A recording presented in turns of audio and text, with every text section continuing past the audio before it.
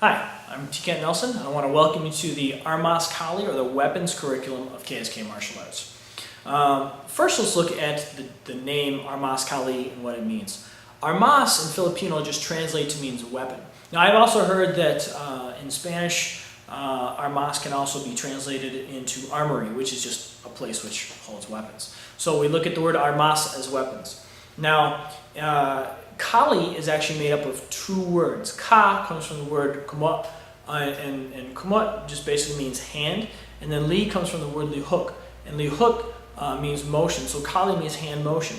So Armas Kali literally means weapon hand motion. We're just teaching you how to use weapons. We're teaching you the motion, whether it be angle-based or target-based or whatever sort of training approach we're using. We're teaching you how to understand the use of weapons, how to recognize lines of attack, how to recognize angles coming at you, how to move, deflect, block, disarm, how to strike back, how to lock, all sorts of different things to do inside of it.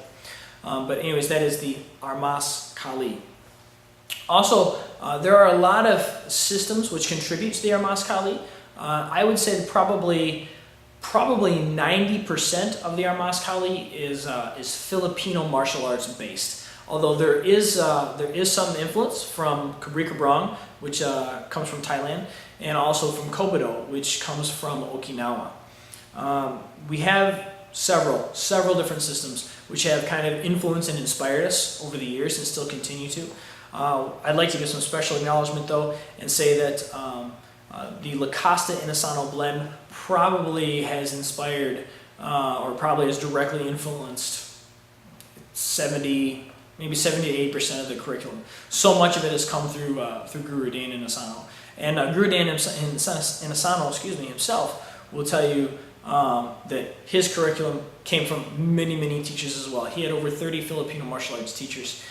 So I feel very lucky and very blessed to have inherited so much of this material from him. But I wanted to give specific acknowledgement to Guru Dan and just state that he's kind of the person that really got Filipino martial arts going in the United States. And if it wasn't for Guru Dan, we wouldn't really have the amazing curriculum that we have in the Armas Kali.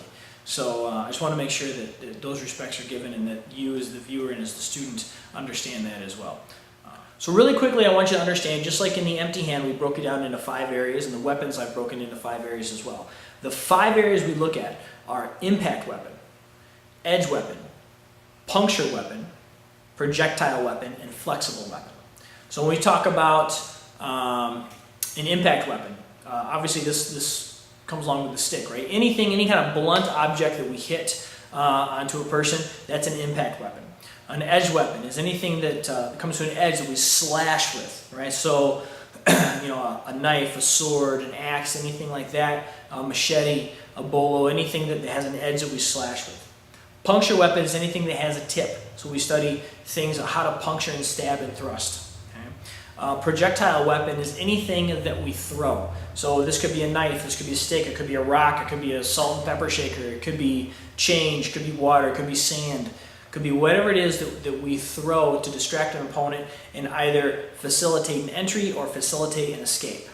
And then a flexible weapon is anything that's flexible. This could be a rope, a chain, a malong, a sarong, a t-shirt even, or a jacket, anything that's flexible that we can use. So those are kind of the 5 main areas that we break it into: impact, edged, projectile, puncture, and flexible.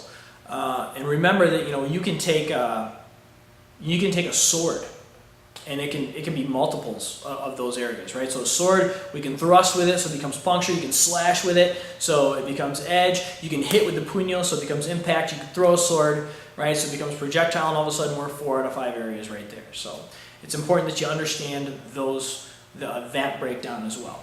So one more quick note I wanted to make is that you might notice that some of the footage in the Kali looks a little bit different than the other footage. The reason for this is when we started this project filming, we actually started it sometime around 2010, and the cameras that we were using at the time were much different than the cameras we eventually had access to. I would say that probably only about maybe 5 or 6% of the footage that you might see on here comes from that older footage. So what you might see is also clipped from some of the previous videotapes that we had out. For instance, some of the like the affiliate curriculum single stick and double stick videos that originally came out. We thought a lot of material is still exactly the same, and at the time was the same cameras that we were using. So we decided to take that material and kind of rearrange it a little bit differently and put it in the Online Learning Center. So if you own some of those older videos, you might notice some of that familiar footage come up, but that's only a very small percent of what's available. For the most part, I would say 95% of all the footage that you're going to find on this Online Learning Center was filmed exclusively just for this Online Learning Center. So if you kind of notice some change between video quality or camera quality, it's because there was a change in cameras and equipment used over time. So enjoy your training.